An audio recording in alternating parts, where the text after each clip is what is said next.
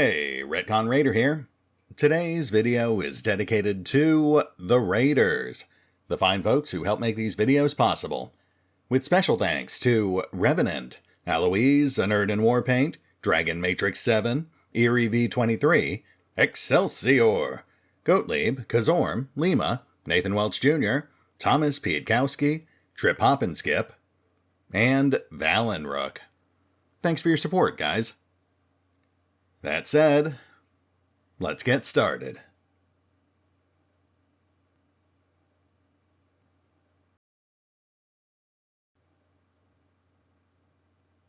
And welcome back to Strange Horticulture. As the bloody harvest continues. Already in progress, obviously, given the modest body count we've built up thus far.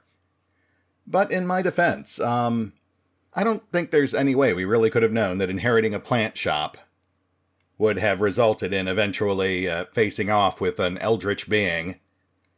But I suppose that is how they get you. You never see them coming.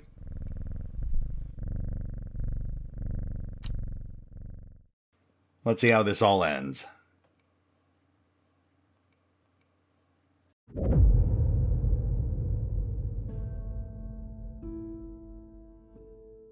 Endmore, Raven, Spider. Equipped with the Arda's knowledge, she journeyed west to the Stone Circle. Unknown to her, she was not alone as she made her preparations. And that would be Swinside Circle at Blackcomb. Yeah, that's going about how we expected it to.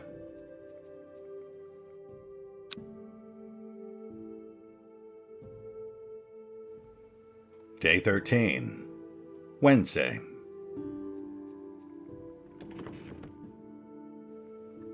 Good morning, Hellebore. And good morning, Wandering Bew. As for our new dream card, that's pretty straightforward. They almost literally spelled it out for us in the instructions for the code wheel.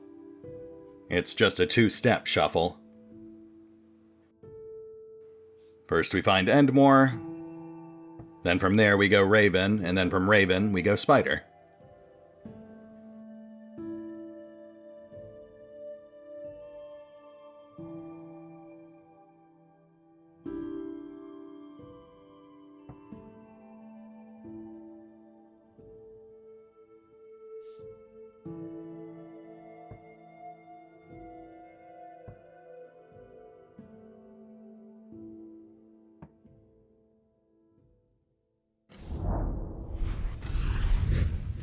A jackdaw croaks, hidden somewhere nearby.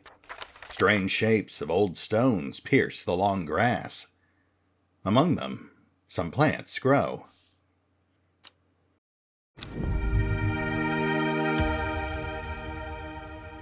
And we've got Sheepsnap.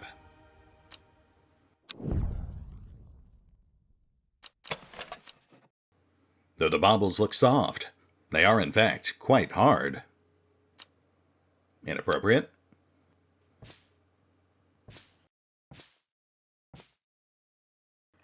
We also pulled what looks to be a pretty standard flower.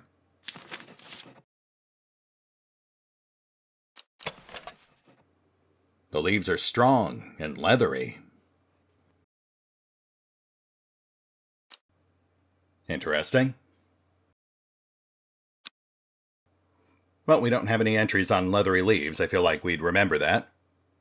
So we'll just set that aside for now. And with Sheepsnap, we can now brew St. Quentin's Elixir. Which I believe we already ID'd all the ingredients for.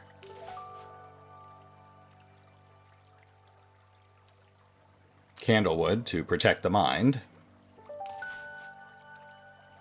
And then I was a bit thrown by Butterdale because it has 5 pointed leaves. But I think Daisy Dock just makes more sense since that is the warrior plant, the courage plant.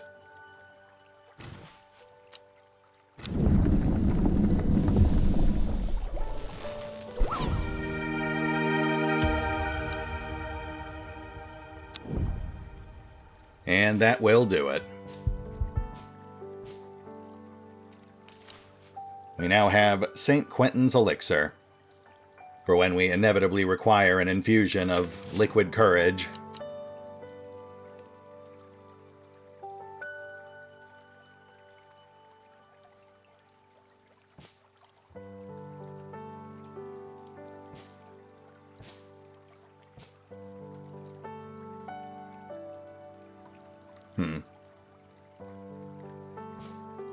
I don't like that the brewing kit just kind of scattershots your plants across your shelves when it's done.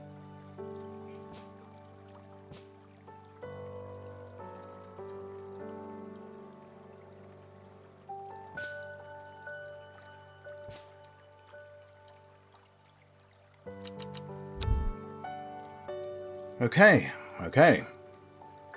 Let's see what nightmare awaits us next.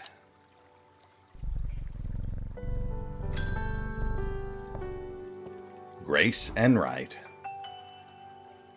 Have you heard of this masked woman? Imagine having that amount of power. Nations would kneel before you. You would be a god. That creature, it's huge, unstoppable, and they say it obeys her every command. It would certainly come in helpful with my father-in-law tomorrow. I guess I'll just have to settle for some Daisy Dock to help get me through it instead. That was quite a wind-up for a very mundane request. But, good luck with the in-law, I guess.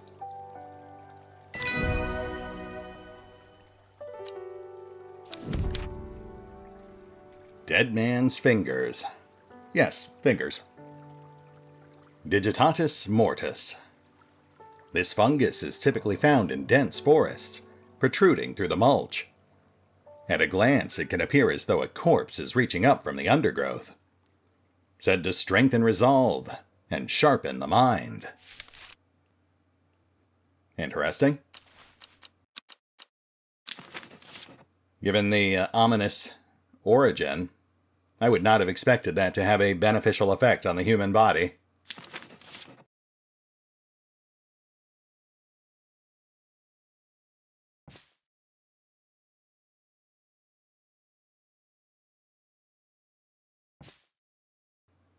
Alright, who's next?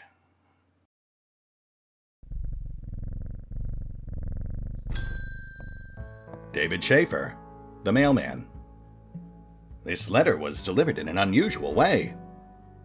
There was no address provided, just the horticulturist, spelled wrong. I have to assume it was meant for you. Yep, that's me, the horticulturist. Thank you, David.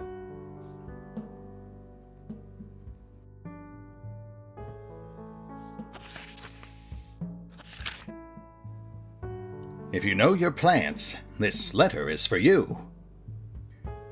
With plenty of blank space. Ho ho! So you got it working. Oh yes, it works. Look to the north of Bowfell, at the source of the river Esk. Nobody knows it grows there. It will be our little secret. Ho ho! I'm glad to see the hermit is doing okay for himself. What was that? North of Bowfell? At the source of the river Esk. Seems simple enough.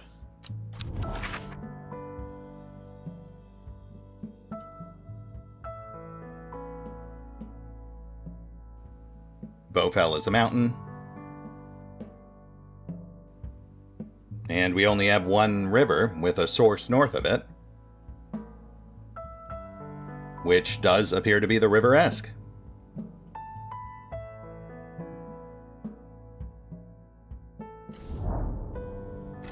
Sure enough, I find a plant here that I have never seen before. A little light on the prose, but okay.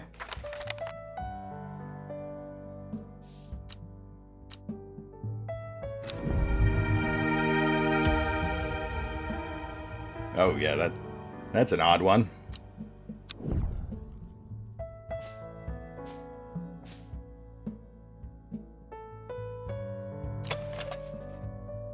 bell-like flowers, and heart-shaped leaves. I'm not sure I'd call those bell-like, more like, pacifiers.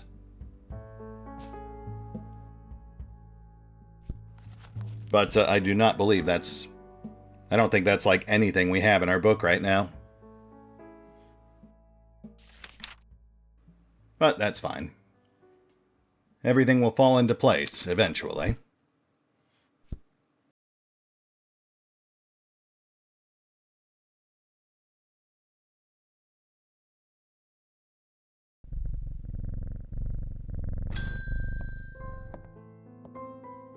Thora Dunn. My husband likes to forage for mushrooms, but I'm worried about the ones he's brought back from his latest venture.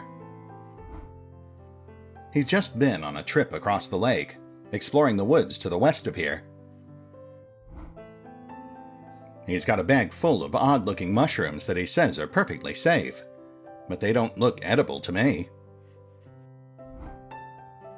I'd have brought one with me to help identify it, but he's hoarding them, because he thinks I'm going to throw them out.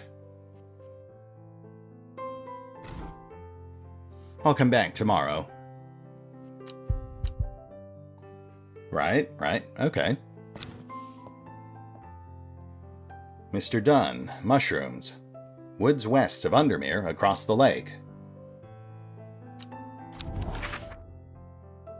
So we need to go collect these mushrooms, identify them, and then have an antidote ready for when he inevitably poisons himself with them. Since, as we saw in that charming instructional guide, pretty much all of these mushrooms are fatal to varying degrees. Mushrooms? How have I never been here before? They're hard to find at first, but soon I'm seeing them everywhere.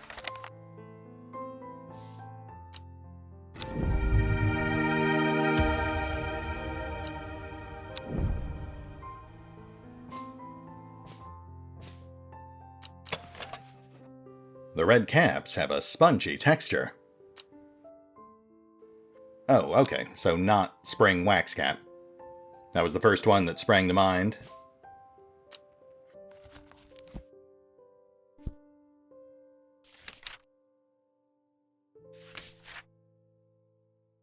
Slightly different shape, too.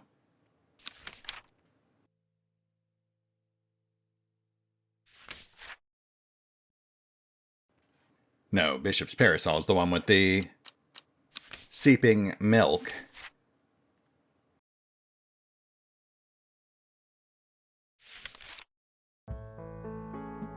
Oh, wow. Yeah, I think that's Farmer's Worry. Spongy mushrooms grants great strength. I think we've been sitting on that one for the entire campaign. And it is indeed fatal. But thankfully we've got the antidote on hand. That's the kidney flower.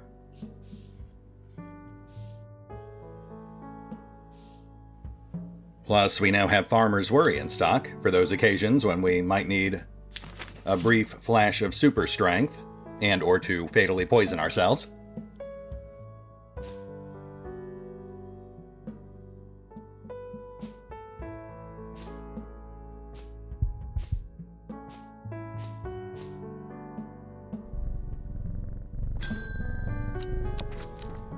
Simone Green, the Librarian. Lord Fremont told me he was able to help you find some information on the servant. I've been looking all over the library, but all I've discovered is a mold problem. I hoped you might have some sweet breath that could help clear it up. Yes, I believe I do have some sweet breath on hand. I think it's this one. Let me just double check that real quick.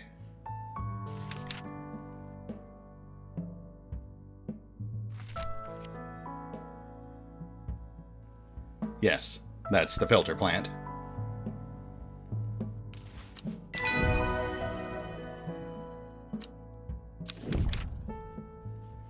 Sour Bandy.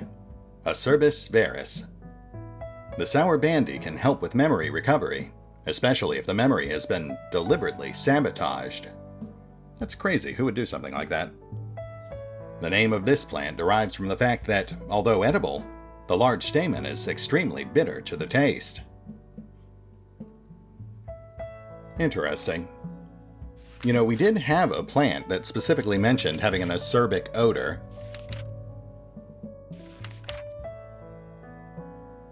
Yeah, it was the pitcher plant. Which does make sense.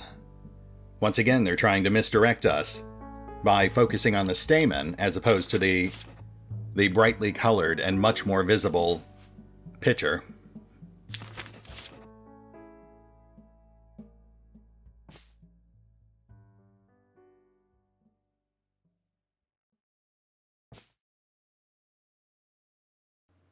Okay, moving on.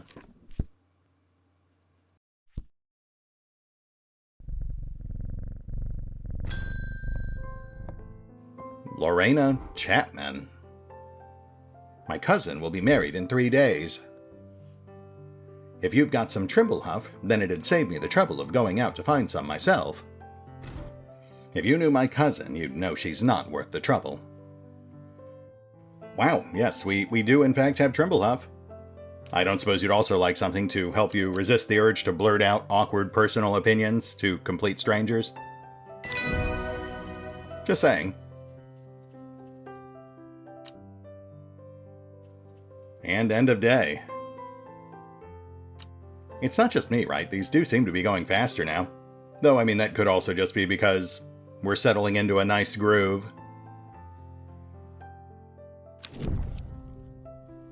Glowhorn. Lux agaricum. The glowhorn, or forest lantern, or pixie lamp, is phosphorescent, illuminating the trees that it grows under. Suspicious travelers avoid walking towards it, fearing that the faint lights will lure them to their demise. Pretty creepy.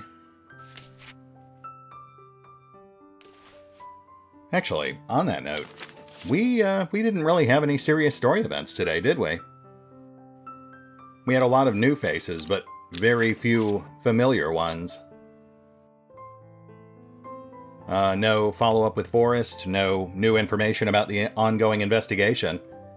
I think the closest we had was Simone Green coming in, and that was just her complaining about mold. Given the momentum we were building up with some of these events, that does seem a bit odd. Kind of like a classic filler episode right before a season or series finale.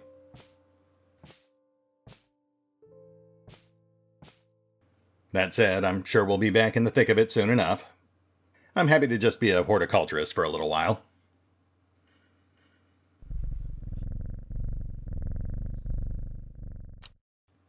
And thusly fortified, we head on to day 14.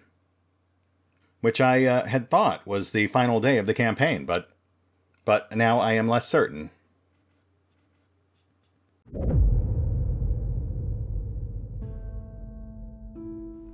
"8 miles to the east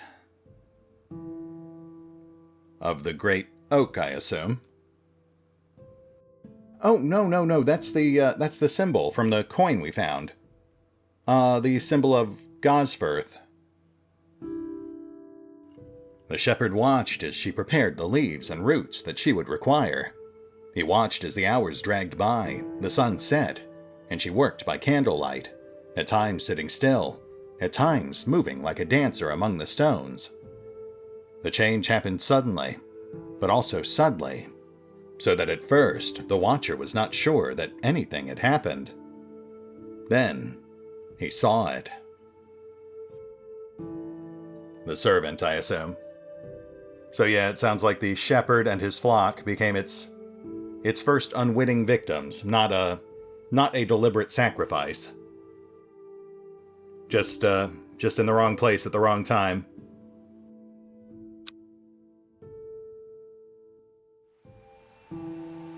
Day 14, Thursday. Hey, it's raining again.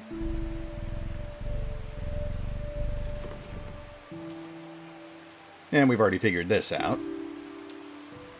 That is definitely the symbol of Gosforth, so 8 miles east of Gosforth.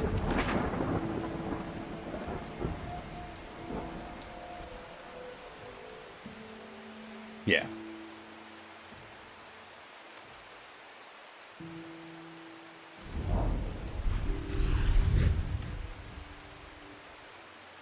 Gazing at the still water of the lake, its black waters draw me into a reflective trance. Here and there, flowers that I don't recognize grow along the bank.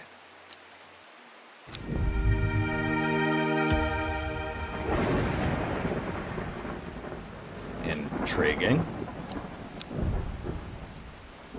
Neither of those really jumps out at me.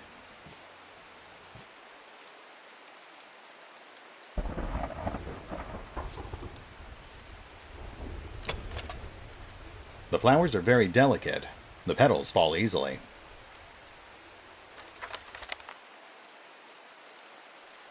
Oh, you know what? If the petals fell off, that might actually be Lyle of Neptune, the truth-telling plant. Let's have a quick gander.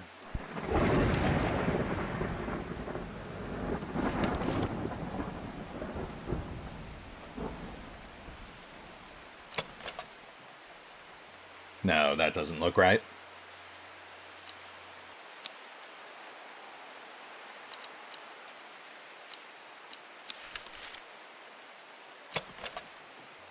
A bland-smelling flower.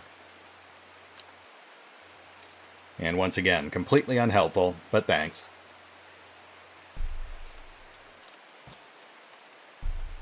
The flower on that one is really distinctive, which does kind of make me think that, like, the leaves will end up being the identifying factor.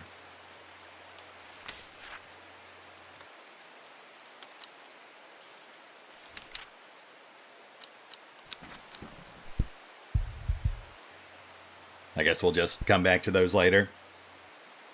I'm sure we've got 1 or 2 mismatches in here somewhere, but we'll get it all sorted eventually.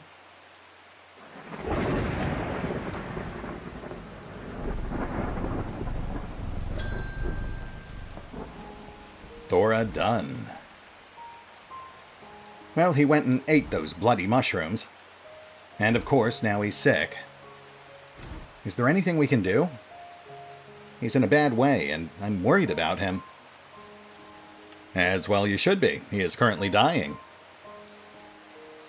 But fear not, for this should make him slightly less dead. And we're done. Liverstone. Lapis rigidum. Caution is advised when handling this plant, due to the strong paralyzing agents contained within. The liverstone is a mushroom with pointed caps.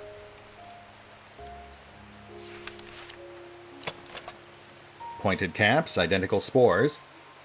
No hints at being paralytic, but I feel like the visual cues are enough justification to tag it.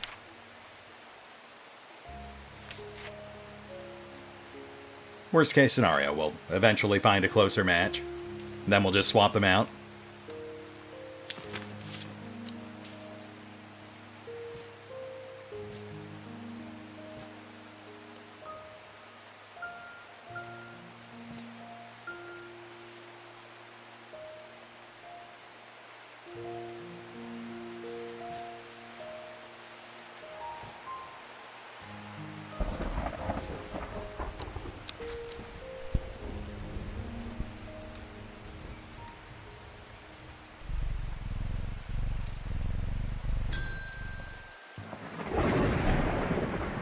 Forest Vair, a hunter. I have been to Black Combe.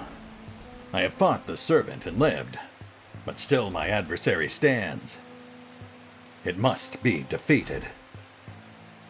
For my part, I am ashamed to say that I am done. And my soul could use the tonic of St. Quentin's elixir, if I am ever to recover from the horror that I have seen. Yeah, I've got you covered. Crud, so So getting Arduino to bless our hunts really did nothing for us. If anything, it made things worse. She is a very fickle and capricious goddess. Best of luck, Forest. Still fared better than the Sisterhood.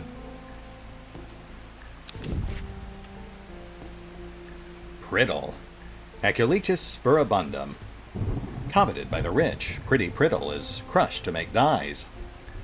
This is a very rare plant that is hard to come by and requires great care to cultivate. And we just happen to have some right here on our shelf. Very nice.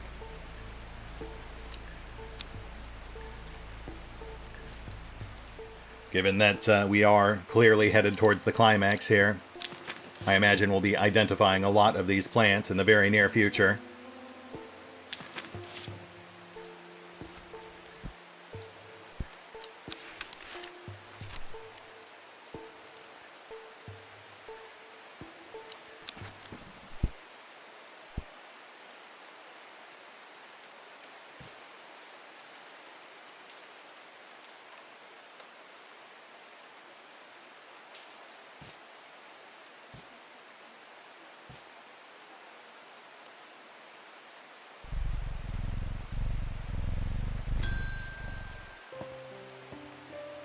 David Chafer, the mailman. There was a hateful man who I used to see around town. Isidore Burbage, he was called. I heard a rumor he got involved with a cult and they removed part of his brain. But I don't know if that's true. Yes, it is. 100%. It was absolutely that. Don't join cults. Either way, he has seemed a changed man recently. You know, I might have a plant to help with that. He should stop by sometime. Thanks, David.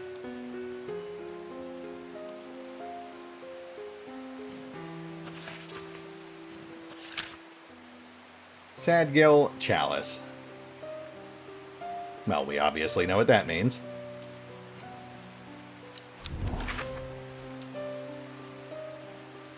The real trick is finding Sadgill, which is right here.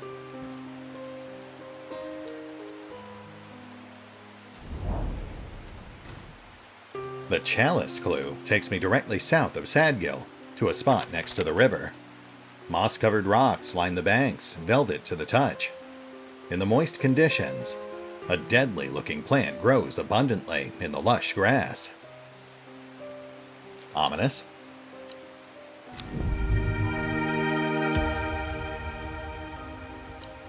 Oh my.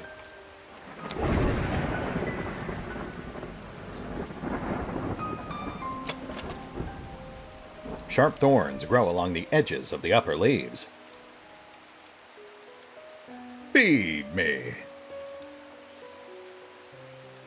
I suppose it was just a matter of time before we found a little shop of horrors slash Venus flytrap slash piranha plant.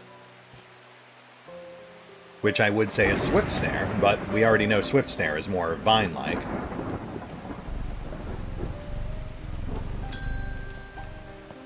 Reuben Ward, the Investigator. Verona tells me you're working on gathering the plants for a ritual that will help us defeat this creature. I want to help in any way I can. From what Verona told me, I think this might be one of the plants needed to perform the ritual. But I'm afraid I do not know where it can be found. Hey, don't sweat it, Reuben. Every little bit helps. I guess it really does come down to us, huh? The outcast investigators and academics. For the love of the craft. Swift Snare. Leculus maxima. The binder, ankle grabber, and never let go are several of the names given to this plant that may give some clue as to its properties. Once ensnared, it is impossible to extricate oneself without help. Swift Snare has small, heart-shaped leaves. Right, which does seem to rule out Audrey too.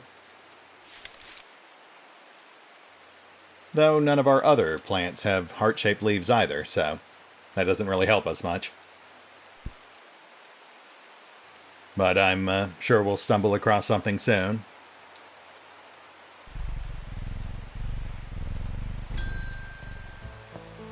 Samuel Thomas. I'm visiting my grandmother up in Tibet, and I thought I'd take her favorite plant to cheer her up. It's blue with large flowers, and it smells lovely and fresh. My Nana calls it sweet breath. Yeah, I've got that right here. That is a very popular plant.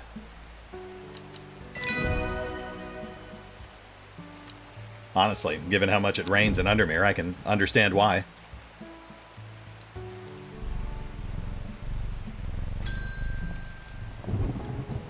Ennis Aleford, the Cultist. I can't help noticing that Dreher Huntsman is still alive. You don't seem to understand the importance of our work here. If you are not with us, then you are against us. When the redemption comes, and it will come, you will regret your actions. Praise the Dendru. Well, darn, up until this point, I was looking forward to the apocalypse.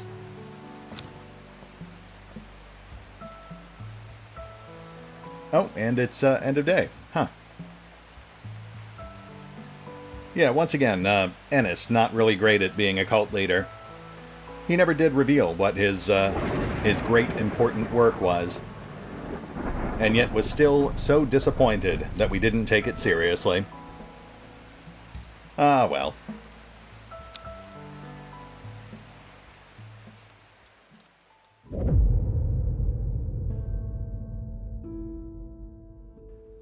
Decay gives way to new growth, from death, life. The cycle starts again, west of Whitescar, by the river.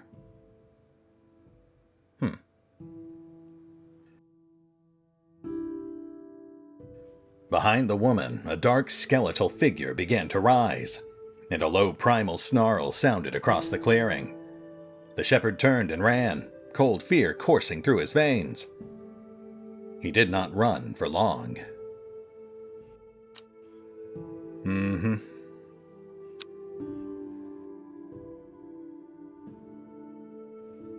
Day 15. Friday. Aw, I can see clearly now. The rain is gone. But it is pleasantly overcast.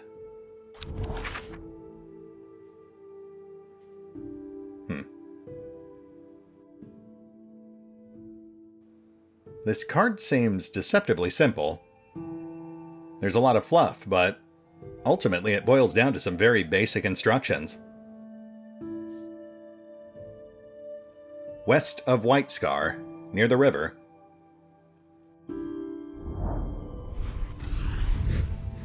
And there we go. The sun-bleached skull fixes me with its black-eyed gaze. A reminder. From the chest of the skeleton, a plant grows.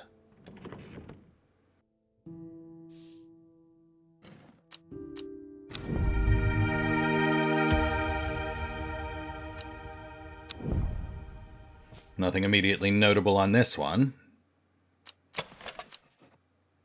It has a soft aroma that reminds me of a pine forest.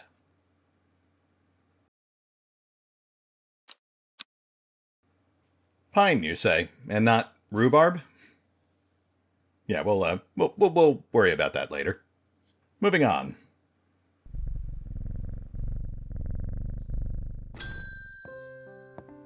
David Chafer, the mailman. I've lived in Undermere all my life, and I've never seen the people as worried as they are now. Everyone's talking about the sisterhood and the servant. Somebody needs to do something to stop that beast. Hey, I am doing my best here, David. I've been a horticulturist for like 2 weeks. Thank you.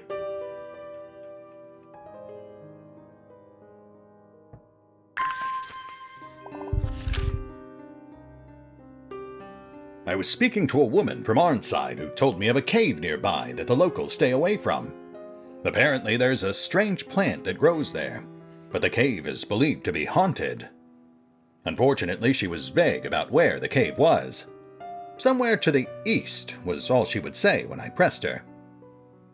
Warmest regards, Amos Duncan. Gotta say, Amos, I love hearing from you, but that does not give me much to work with. Actually, it does. A cave east of Arnside.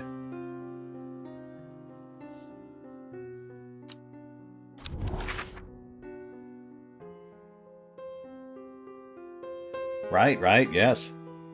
Which looks to be White Scar.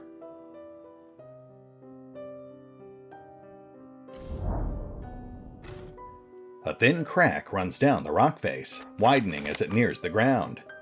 Just wide enough for a man to slip through. But there's a problem. A large boulder blocks the entrance. Too heavy to move. Oh, that's nothing a little super strength and/or fatal poisoning can't handle.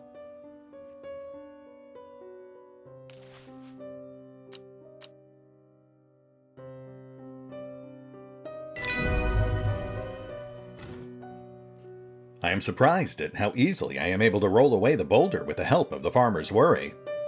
As my eyes adjust to the darkness, I discover several clusters of fungi growing there, reaching out desperately to the thin strip of light provided by the crack. Yeah, it does leave much room for improvement. Twilight Lepiota. Crepusculum lepiota.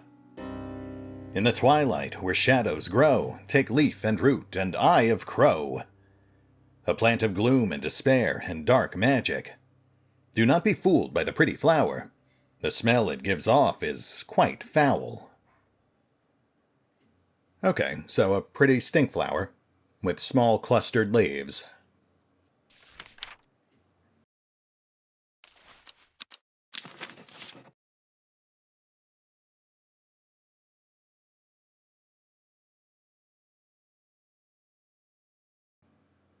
Let me get another gander at those leaves.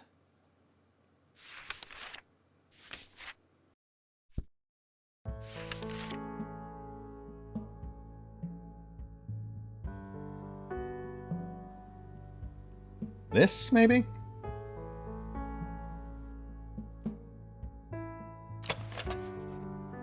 Oh yeah, that does appear to be a pretty stink flower. The leaves threw me a bit. I was expecting them to be smaller.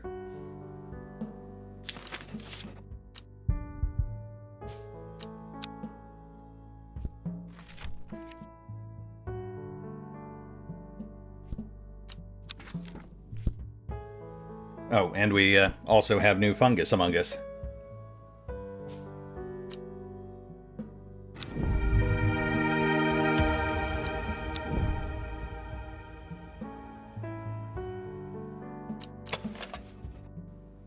Waxy reddish caps. Oh, that's easy. That's spring wax cap.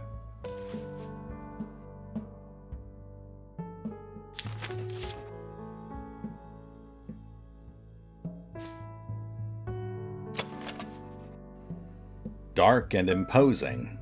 Strange, my fingertips feel slightly numbed. As if from a paralytic substance, perhaps? Methinks we have a mistag in the mix.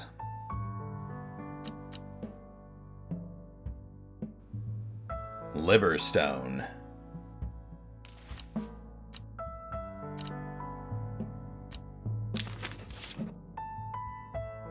Yep, let's swap those two out.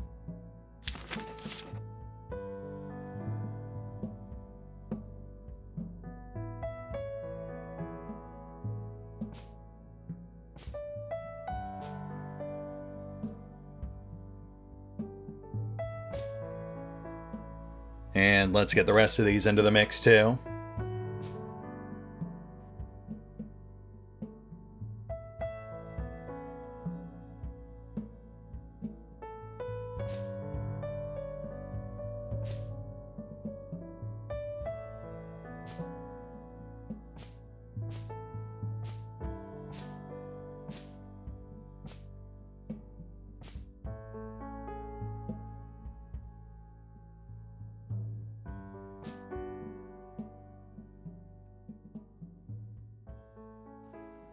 Boop. Nice. Hellebore?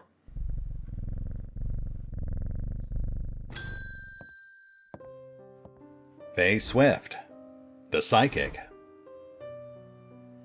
Why can't I remember? There was something important. I know there was. But there is only darkness now. Well, let's see if we can do something about that. It's coming back. It happened in a dream. The woman in the jade mask was screaming at me to get out. Instead, I went deeper. I entered the mind of the creature. It was like slipping into a dark pool, icy cold with who knows what terrors lurking beneath the surface. I felt powerful. Then, suddenly, something happened. She tore me out and my mind went dark. I have not been myself lately. Intriguing. Very intriguing. I think that might be the consequence of the very first choice we made in the campaign. Way back on like day 2 or 3, Faye came in asking for something to help with her nightmares. And we ended up giving her a plant to help her study them.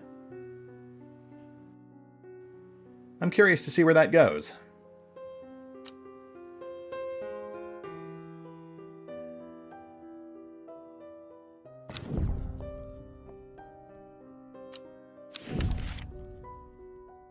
Umbrella. Ella. Sanium rubra. A powerful balm against diseases of the heart. It will not be a cure once illness has set in, but it can ease pain and prolong life. Umbrella has long rounded leaves and a flower that smells of strawberries. I think we have something that smells like strawberries.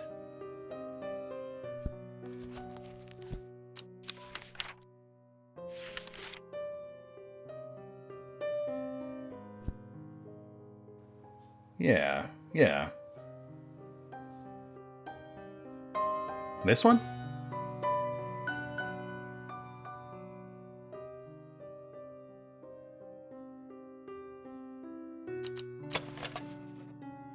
A sickly sweet scent. Oh wait, no, I grabbed the wrong plant. I mean, I guess strawberries would be sickly sweet. Strawberries dipped in honey. Yes, it doesn't get much more accurate than that. Also, sickly sweet.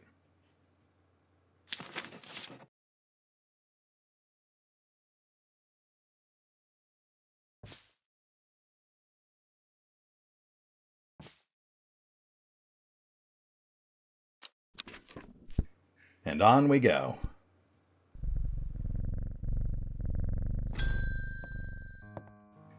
Alden Gregory. My wife of 30 years is dying. That is the truth of it, as painful as it is to say out loud. The doctors say there is nothing they can do, but I cannot sit by and wait for it to happen. A man at the hospice let slip about a plant-based elixir. I don't think he meant for me to hear it, but I did, and it's all I can think about.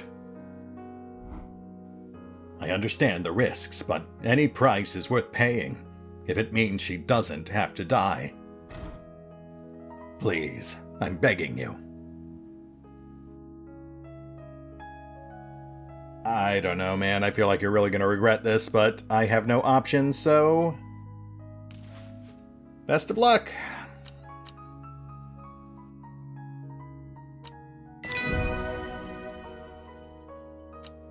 Yeah, I don't feel great about that.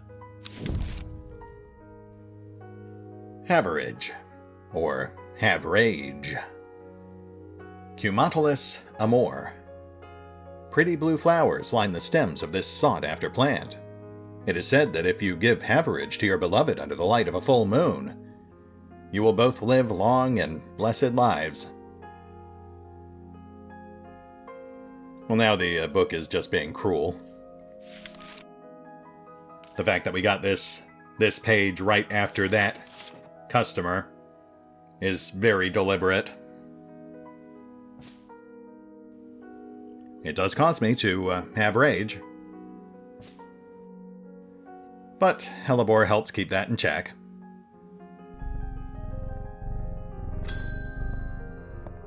Althea O'Shea. What a delightful shop you have. I'm only in town for a brief visit, but I heard I might be able to get hold of some liverstone here.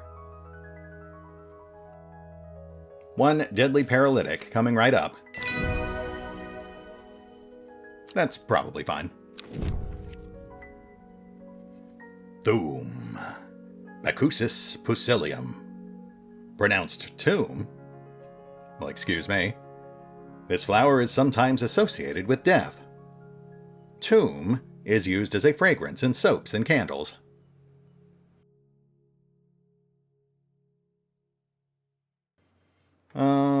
This one?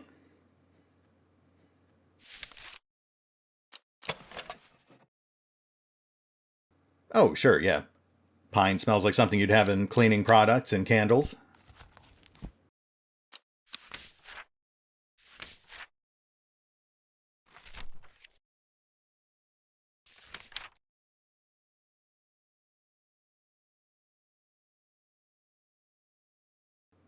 The leaves are a bit off, but I can see the resemblance. And I mean, the book's foreword does say that the illustrations are more of a guideline than a one-to-one accurate representation.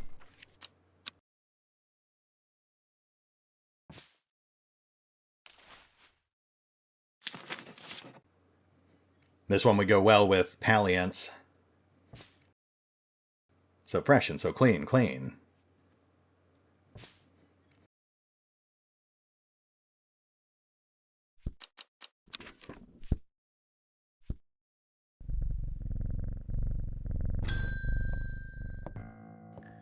The woman in the jade mask.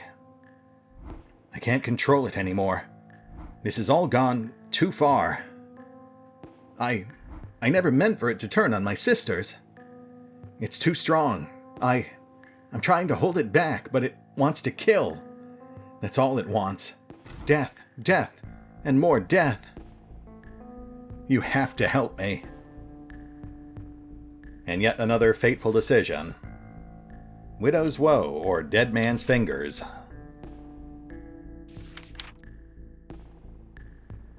Ah, yes, and Dead Man's Fingers strengthens resolve, which would help her. While Widow's Woe is the one that causes unnatural fear. I mean, I guess if she is coming around, we should probably help her.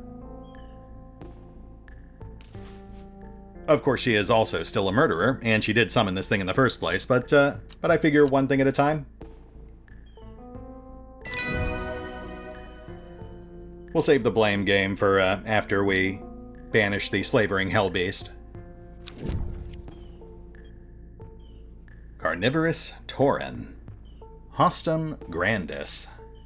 Known in the north as Andrew's Bane after the unfortunate demise of a man called Andrew Jardine. He was caught and slowly eaten alive by a large specimen of the Tauren. Revered in the occult world, a cross-section of the Tauren stem reveals pentagonal symmetry. Well, the cross-section is completely unhelpful, but I don't really need to see more.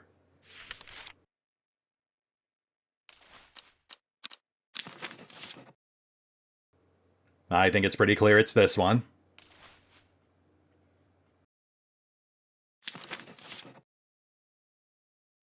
That said, if we do happen to come across another giant toothy plant beast, then we will take a step back and reevaluate. I think that's fair.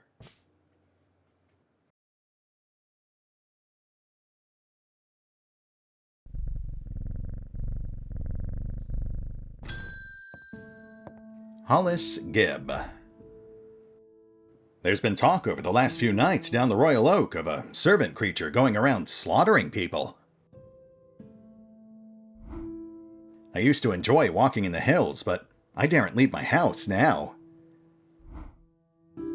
I've decided to bring nature to me in the meantime, The glow of a few pixie lamps would surely warm my heart.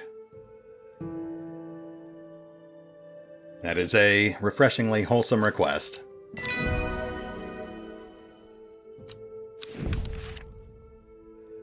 Pennybell, Primus regi. The leaves of the pennybell are chewed by some for their hallucinogenic properties. However, it is highly addictive and can lead to sickness and death. Lovely. Well, I do enjoy having more deadly plants. You know, I'm starting to think that Isidore Burbage might have actually been on the right track in trying to shut me down. Then again, I suppose if he had shut me down, the servant would be running rampant right now. More rampant. More rampant than it currently is. Also, I hear that Isidore Burbage guy joined a cult and they scooped out part of his brain or something. So what does that guy know? Sounds to me like he's not the best judge of character.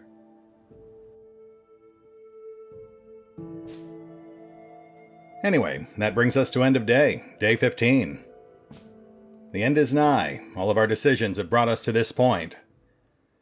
All that's left is to stick around and see how it all plays out. Though we are still missing Swiftsnare, so we don't have this final puzzle solved just yet. That said, I think it's evident that we still have at least 1 or 2 more days left, so we'll hit the pause button for now, and we will pick up here next time, as we see what bitter fruit grows from the seeds we have sown. I think we are headed for victory, but it's going to be bittersweet. But given how Lovecraftian this has all become, I guess that's only fitting. See you then.